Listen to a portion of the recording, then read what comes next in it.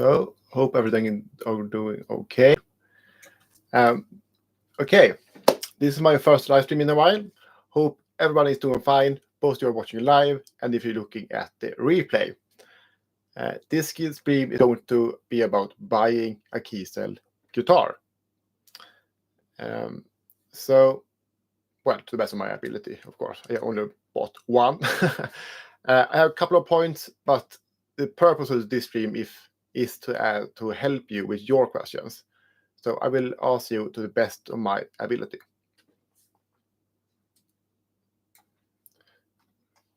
So the first point I want to address is how long did it take to get my guitar? Okay, so I ordered mine the 8th of June, 2023, and it was delivered at the 18th of August. And that's 72 days and 10 weeks. 10 weeks, I feel, is pretty fast. I just looked earlier today at their website, and they said 14 to 80 weeks is now the production time. So it felt very, very fast, 10 weeks. But you know, it felt fast. At the same time, also felt like a long time because you were so eager to get your instrument, but it was worth it, okay? And I also think that they are stating 18 weeks, just to be sure. If you're ordering a standard Kiesel, it probably will not take 18 weeks. I don't think so. And how much was the transport? It costed $80. And please keep in mind, I live in Sweden, so it's only $80 from going to the States to Sweden with that kind of big package, which I think was very, very fair. And might be able to show you what I got here. This is my guitar. This is the Kiesel Delos. It's very, very hard to show there. I think it looks more orange in the camera than it looks, in reality. I'm going to tell you the specs if you are curious about that. Did get it here. I have to take it up again. So it's a Kiesel Delos. Okay, go to here. There. Okay, so this is a Kiesel Delos, a hardtail hip shot bridge, and all the body. The color is copper pan metallic, and that was before Philip McKnight had his signature color, but this is the same color. It's in clear gloss finish. As you can see, it's pretty blank. 6 strings. This is the GT headstock. Looks great. I also added to have headstock painted the same color as the body. It's a maple neck. It's oiled and ebony fretboard, as you can see. 22 frets. I really like the dots staggered, so they are, see here, staggered, and down here. I think it looks cool. And the mother of pearl inlays, 14-inch radius. It's hard to see, but it should be 14-inch radius.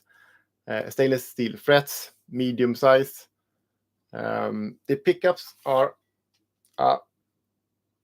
beryllium and lithium. The pickup cover is chrome. See, it's a matte color. It's hard to see. The logo is the white option, like that. And also all the knobs here are white as well. We have also Dunlop strap locks here. Looks like that. and the pickguard is in white perloid. And most of the things on this guitar is standard, but I did some changes. The first change is probably the color. It's not a change, but it's a custom color. That was an upcharge. I also added, strap locks and all that kind of stuff is an add-on.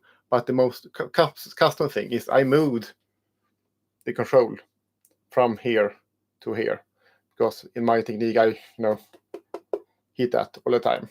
So I added a charge for that, and it was $100 for that, and that was worth it, I can say.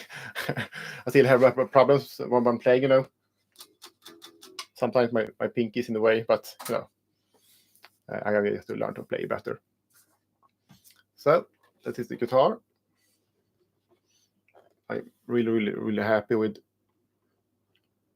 how it looks.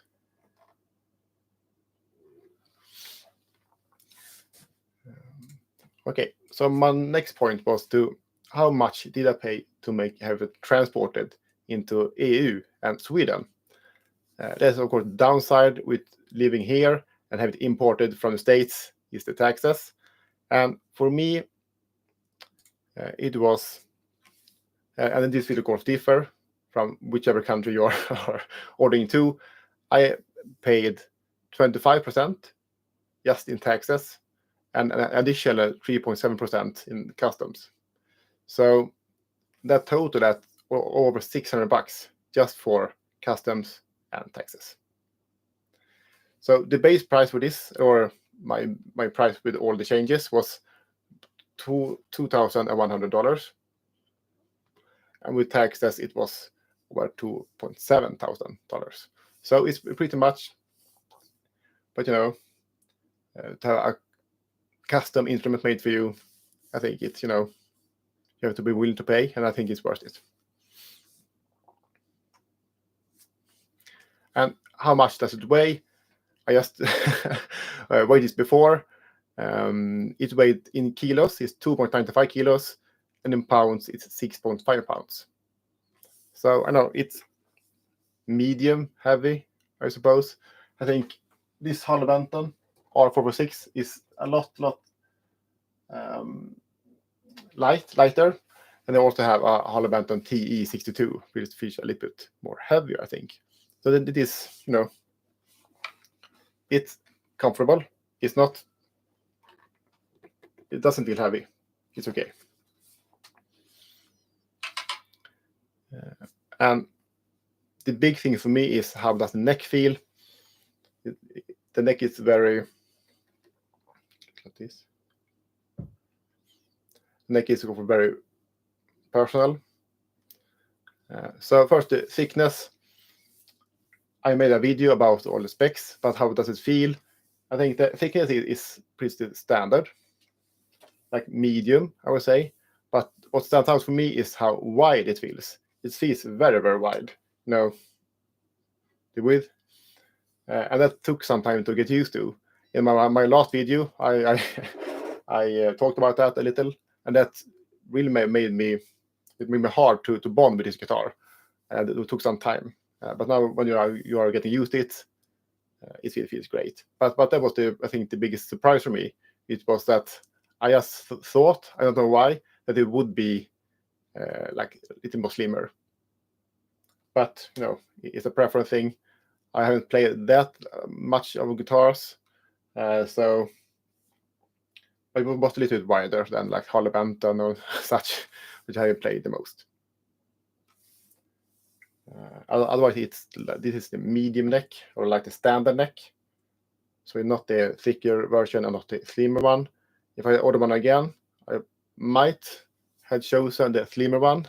I was unsure when I ordered it, but it's very hard to know when you're ordering for the first time. But still, I am very happy with it. So what would I do different if I made this order again? I think for a first-time buyer, I would really not make an adjustment that made the guitar non-returnable, because some changes make that you can't return the instrument. So it's very the downside with buying a Kiesel is that you can't pick it up and feel it in your hands beforehand. You have to like take the leap, and that's fine most of the times, but it's a pretty big chance you have to take financially mostly. So it would be nice to be able to feel it before, but it's a little bit easier, if you can say that, to make the order if you know that if you don't like it, you can return it. And then when you live here in Sweden, and then you need to return it to the States, it's still a hassle, and I'm not sure how we will get the taxes back. It's still doable. In my case, I can't remember if it was the paint job or the layout of the the pickguard that made it non-returnable. So my biggest takeaway, if you are a new buyer, just make a very standard order. So if you're not happy, you can just return it. Especially, I think if you live in the States, it's probably even easier. But that would be my biggest takeaway.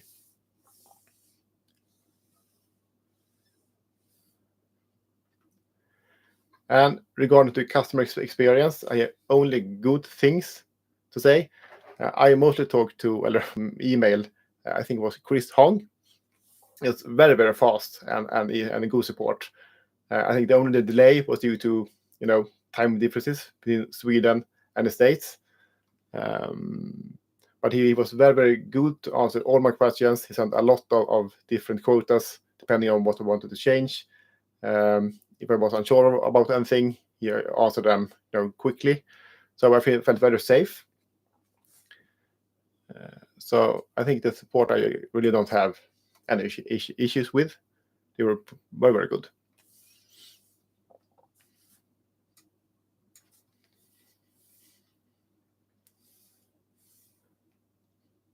And what would I do if I would order a Kiesel again? I think I would order something more modern, probably an A2. I'm very influenced by Philip McKnight because this guitar is actually, his guitar, and he also has just only but praises for the A2. So if I would order a new Kiesel, it would probably be an A2 for sure. I don't know which color, but that model. Yeah.